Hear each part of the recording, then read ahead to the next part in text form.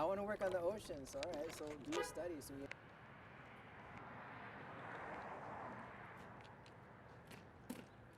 when we came and sat and we'd be like, okay, what are we going to work on today?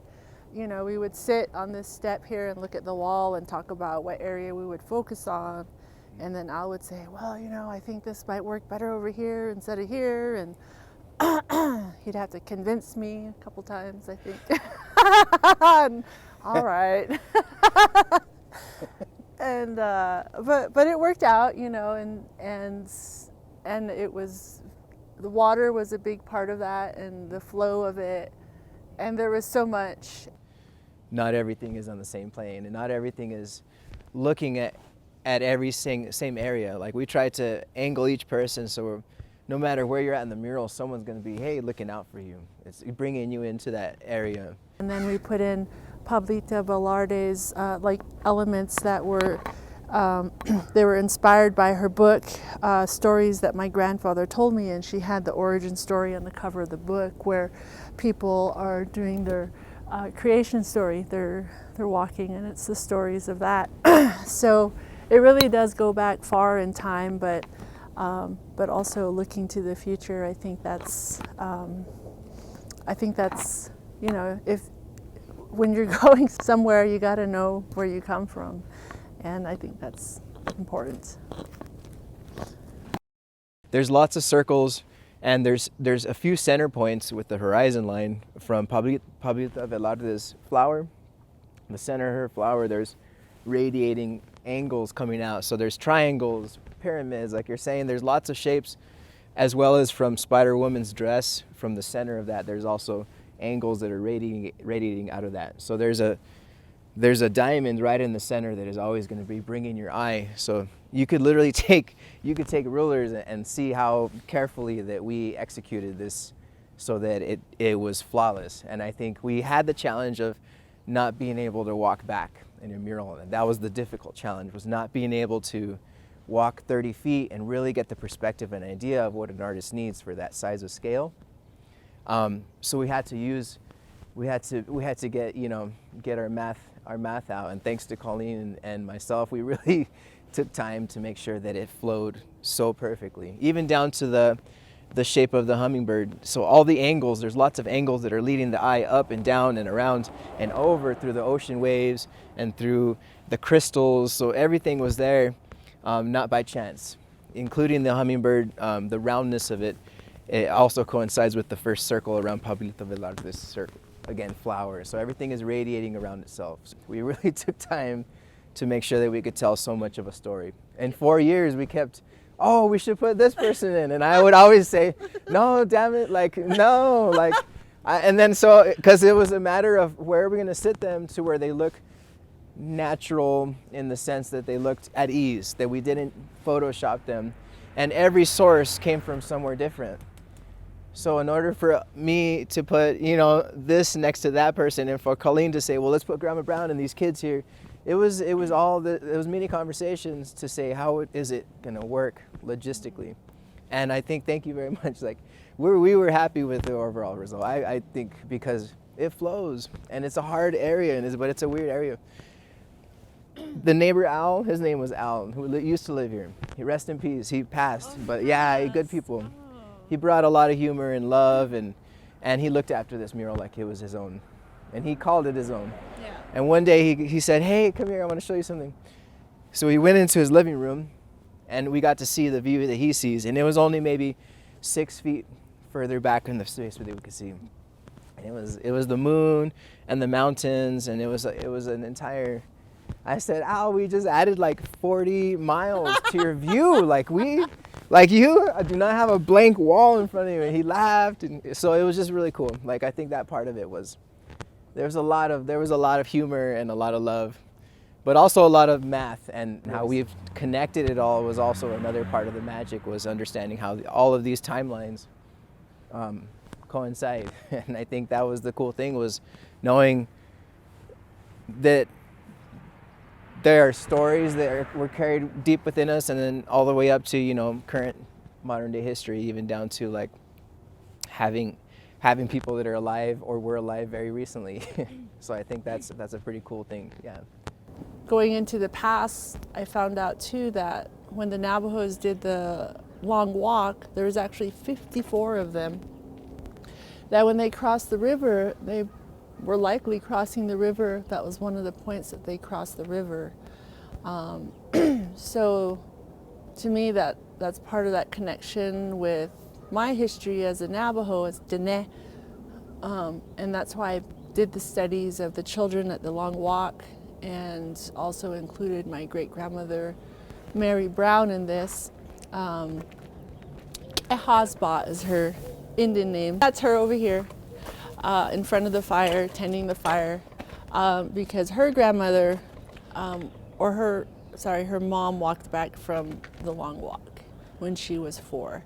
So these are actual studies of children of photographs that I did of children who were at Fort Sumner and were birthed from that. And to me, that was kind of about survival, being able to overcome things. She was really powerful and strong, and she lived to be about 100 and, well, no one really knew. So I've heard the age range of between 108 to 113 years old. That's how old she was when she passed. And I was 16 years old when she passed. It's a cool space, and I think knowing all the history that happened here, good and also terrible and horrible, there's a lot of healing in this, and it's a counterculture against all the other everything else that's happening. So I think it's good. General, Yeah. fierce woman. She was one of the original 3. That was, yeah. One person that stood out to me that is local here is Adela Martinez, and she's the woman that has a number 2 on her arm that's looking fierce with glasses. We chose her specifically because she has history to Barelas, including a stone's throw away from this mural is her home, and her family resides there, and we think that we wanted to represent her in a portrait to honor the historic things that she's done for this area, including resiliency and including understanding what it is to have a home, and to understand that. Colleen touched on that earlier. Where are you from versus where are you now?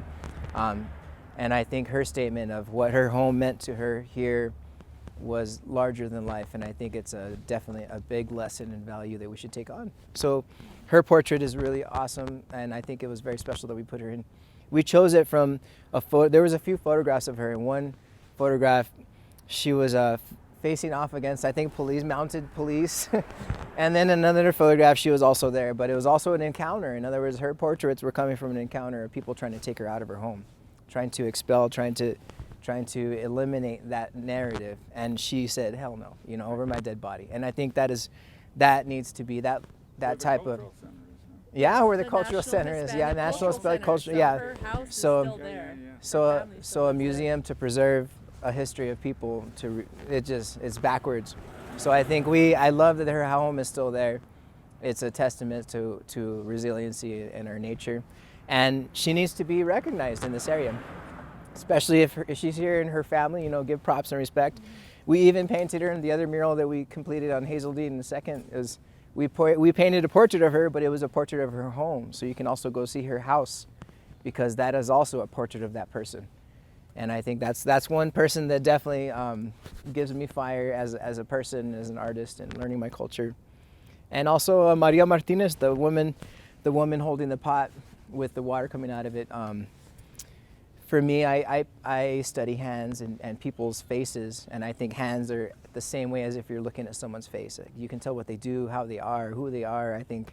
And painting her hands really was an experience, not only just the technical proportions of trying to make it look, but also they're very warm hands, and it made me think of all the ancestors and the women that I have in my own life. It reminded me of my own grandma's hands. So it was a beautiful experience to understand that, and to try to do my best job representing these people and their legacies and their history towards that.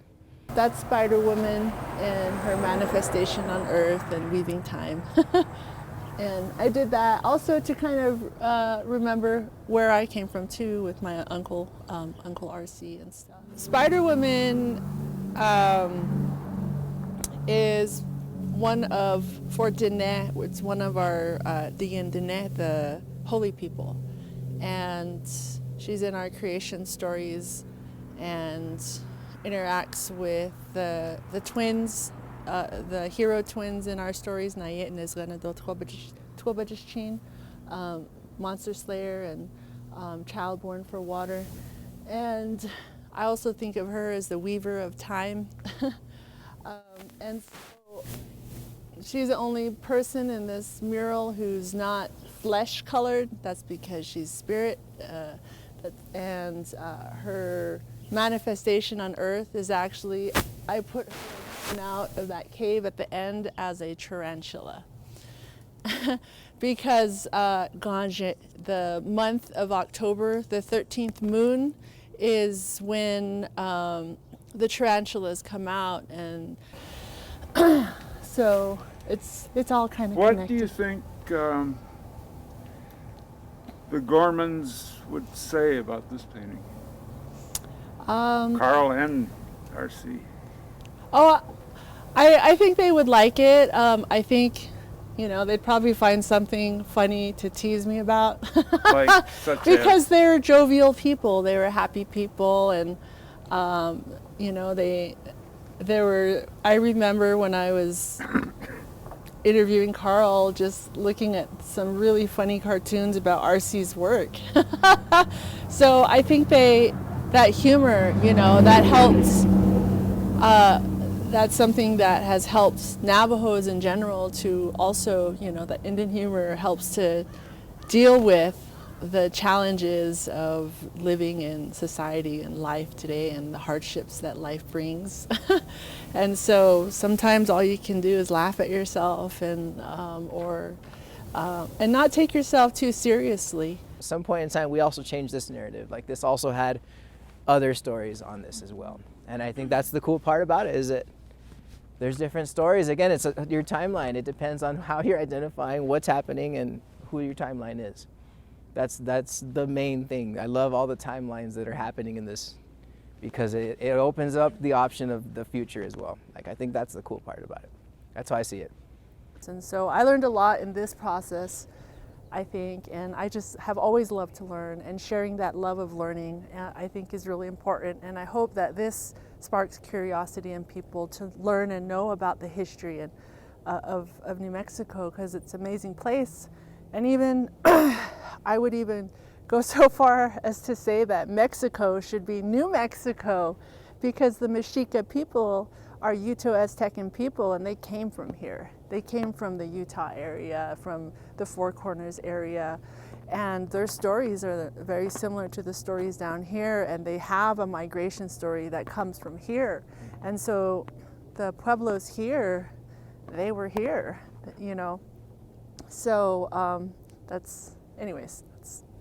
those are my thoughts. It was a large process. It took years. And I think that's the cool thing, is that it's still in process. Have you ever worked on a mural that has been that engaging to you as an artist over such a long period of time? I can't say I've been on another mural project that was 4 years long plus. No, this has been probably, and I think this is probably like my biggest project undertaking for like how I had to approach it in my own experience. So it was good, and I think that's why it was working at it in such a careful way. I think that was cool. And I had set the intention out for myself to want to paint murals, because I saw the impact and power of them years and years and years before. I just set it out like, I want to paint a mural. And it's really cool how things come to fruition if you're really on a good path and setting that up for yourself. And I figured out that I like doing this style. It's not going to look the same for everybody. So I think that was special for me to find that and find other people that were dedicated like that.